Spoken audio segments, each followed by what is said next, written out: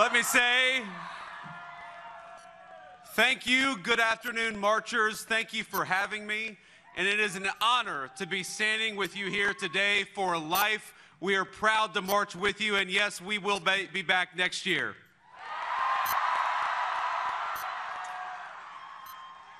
The excitement, the passion, the unwavering conviction that every single person here on the National Mall clearly feels, it is deeply moving to me and means more to President Trump and I than I could possibly say.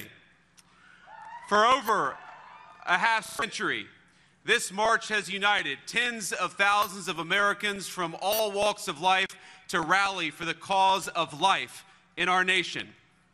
It is the single largest gathering in the world to celebrate our movement, the victories we've fought so hard for, and yes, the victories yet to come. And I want to personally welcome all of you who have traveled from far and wide to our nation's capital. Thank you for your dedication, and it is an incredible crowd, and it's great to see you today.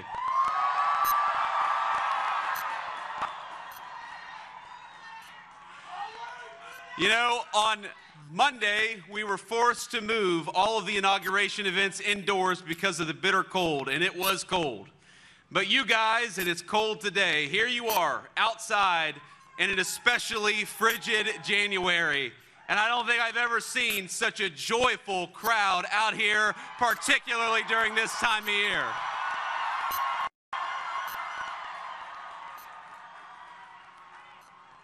Now, as you all know, the event theme this year is life, why we march. And there are obvious answers to the implicit question it poses. We march to protect the unborn. We march to proclaim and live out the sacred truth that every single child is a miracle and a gift from God.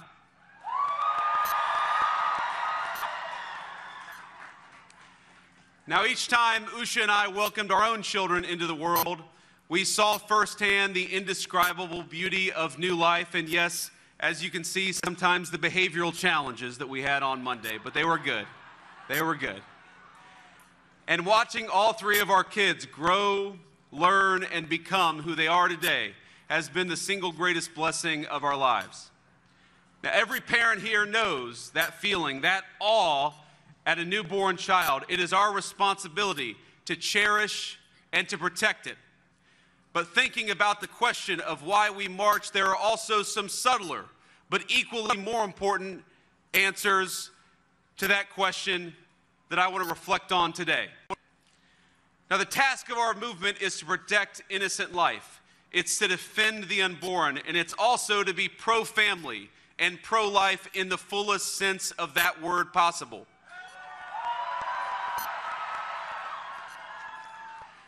Now, across my own lifetime, I can't tell you the number of friends and other acquaintances I've had who, facing a pregnancy or the prospect of one, react not with joy but with concern. They wonder, how can they afford it? What will it mean for their education, their career, their relationship, or their family?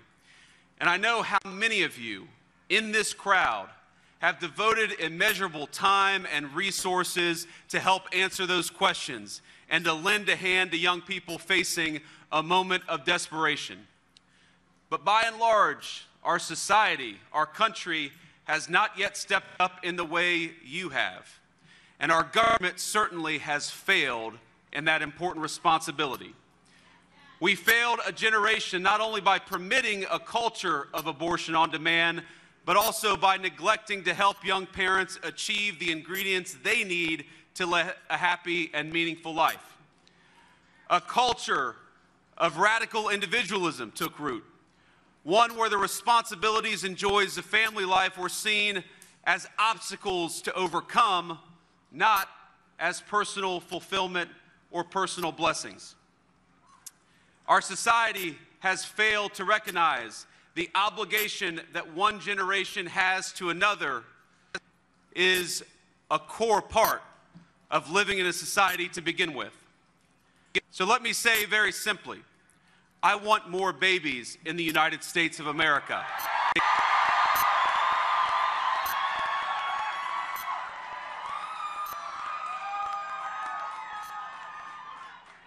I want more happy children in our country. And I want beautiful young men and women who are eager to welcome them into the world and eager to raise them. And it is the task of our government to make it easier for young moms and dads to afford to have kids, to bring them into the world, and to welcome them as the blessings that we know they are here at the March for Life.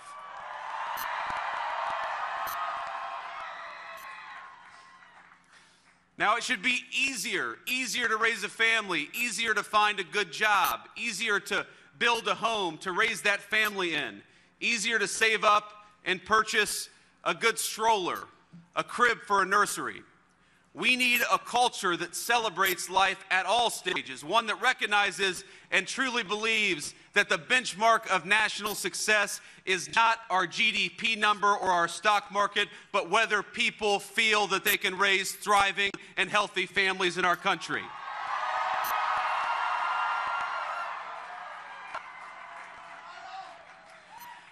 And that brings me back to where we stand today.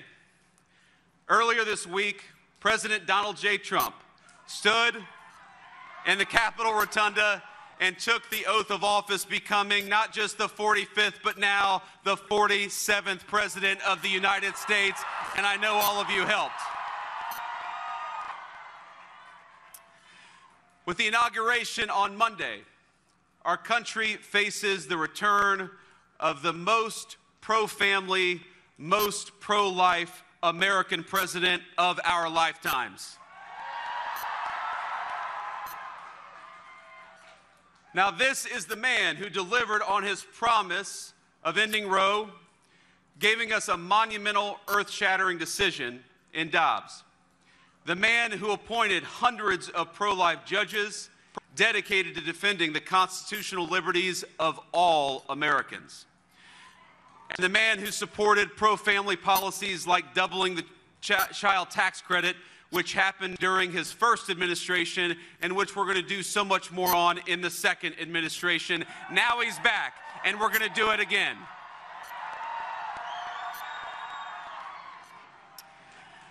Now, yesterday, President Trump issued a strong endorsement of the Born Alive Abortion Act, ensuring that those babies who survived botched abortions enjoy the equal protection under law, which is the obligation of every citizen to enjoy in this country. With his return to office, no longer will the federal government direct FBI raids on the homes of people like Mark Houck and other Catholic and Christian activists who are fighting for the unborn every single day.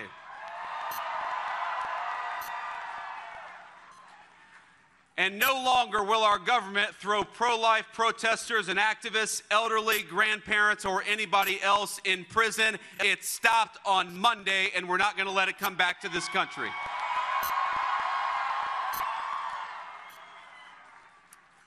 Instead, and I know you all saw the news, the 47th president has already issued pardons to those unjustly imprisoned.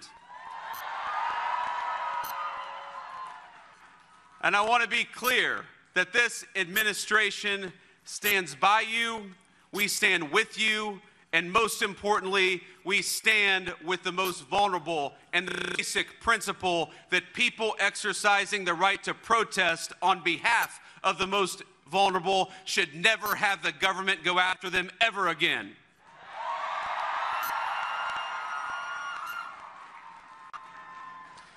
Now, the crowd assembled here in this incredible national mall provides an extraordinary example for our nation. You donate to diaper banks, you help find housing for those in need, you help fund the crisis pregnancy centers that give help to young women and young men in a time of crisis. You guys are the beating heart of the pro-life movement, and you've saved many lives already, and you're going to save more again.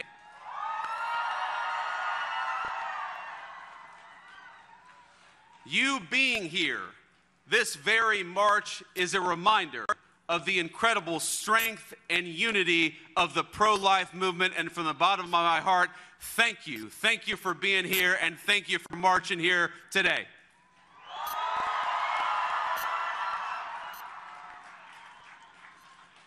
And most importantly, in your works, you remind us that the March for Life is not just a single event that happens on a frigid January day. The March for Life is the work of the pro-life movement every single day from this point forward.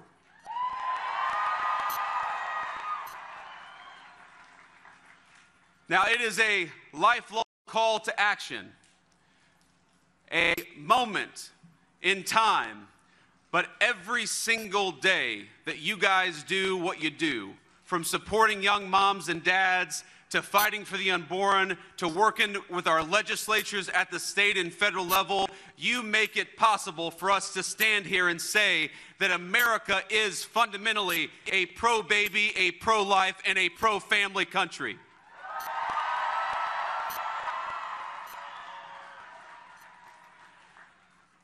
Now, I hesitate to give you all advice because I can see there are young and old people who have been in the pro-life movement, some of you for longer than I've even been alive, and I'm grateful to you.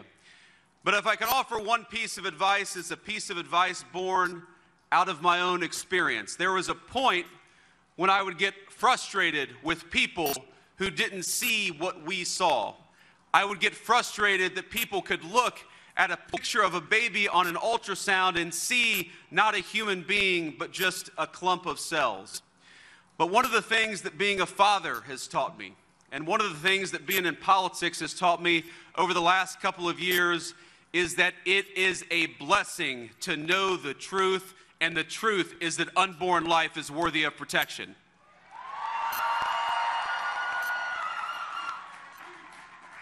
So please go forth, not with frustration, but with joy. We are joyful to march for life. We are joyful to know that that picture on an ultrasound, that is a picture of a baby with hopes and dreams and potential to come.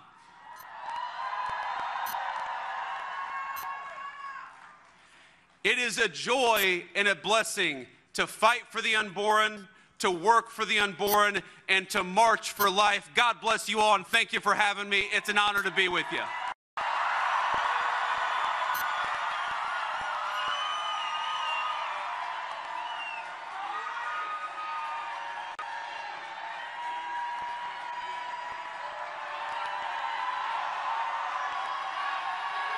Hi, I'm Christine Persichetti, anchor of Currents News. If you like what you saw, please hit the like button on this video. And if you want to see more content just like it, subscribe and click on the bell for notifications. Thanks for watching, because we are putting your faith in the news.